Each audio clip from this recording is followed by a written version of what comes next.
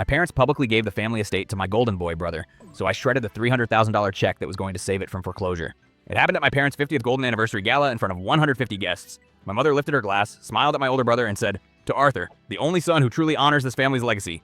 People clapped politely, raising their flutes. 10 minutes later, that same elegant room watched in dead silence as my mother and father crawled on the floor, desperately trying to tape shredded paper together. Growing up, my parents worshipped my brother Arthur. In public, they played the role of the perfect, loving family. In private, I was just the afterthought. They paid for Arthur's Ivy League tuition, his lavish wedding, and bailed out his 3 failed startups. Whenever I asked for help, my father would scoff and say, "Struggle builds character, Mark." If I achieved anything, my mother would quickly change the subject back to Arthur. The only person who saw the truth was my wife, Claire. At family dinners, she'd hold my hand under the table and whisper, "We don't need them." By my 30s, I had built a highly successful logistics firm from scratch. I almost skipped their anniversary party, but my dad called, coughing, saying, "Please, the family needs to be united tonight." So I went. I even brought a lifeline. I knew through industry contacts that my parents had secretly taken out massive secondary mortgages to fund Arthur's lifestyle. The bank was foreclosing on the family estate in exactly 30 days. I had a certified cashier's check for $300,000 in my breast pocket, ready to wipe out their immediate debt and save the house. I thought it might finally prove my worth to them. After dinner, my mother took the microphone. She didn't just thank the guests, she used the moment to rewrite history.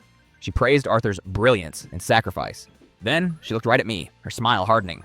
"And we are officially signing the deed to the family estate over to Arthur tonight," she announced.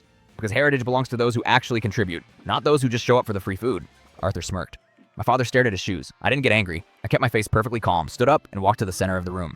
The jazz band stopped playing. Whispers died down. I pulled the crisp white envelope from my jacket and held it up so the chandelier light caught the bank seal. Then, I tore it straight down the middle. I tore it again, slower. I ripped the halves into rough strips, then shredded those strips into tiny pieces. Finally, I let the confetti fall onto the Persian rug. "That was my contribution," I said. My mother's smug look vanished. "What kind of childish stunt is this?" she snapped. Arthur laughed nervously. "Always looking for attention, aren't you, Mark?" I didn't look at my brother. I looked at my parents. "You wanted to humiliate me to elevate him," I said. "So I made sure you couldn't keep what I brought. Nobody is cheering now." My dad stepped forward, eyeing the scraps. His face turned ashen. He dropped to his knees, his hands trembling as he frantically pushed the pieces together. My mother knelt beside him, her face twisting in sudden panic. Claire quietly stepped to my side and linked her arm through mine. "You're done here," she whispered. When the pieces finally aligned enough to read, my mother gasped. "Pay to the order of $300,000. "That was the payoff for your foreclosure," I said clearly. Arthur froze, the color draining from his face. "The house is in foreclosure?" a guest whispered, loud enough for the whole room to hear. My mother looked up at me, tears ruining her makeup. "Mark, please, you can't. We're losing everything." "Because you wanted applause while you handed a bankrupt house to your golden boy," I replied, my voice perfectly steady. "I showed you what it feels like to actually be left with nothing." I turned and walked out, Claire right beside me. We never looked back.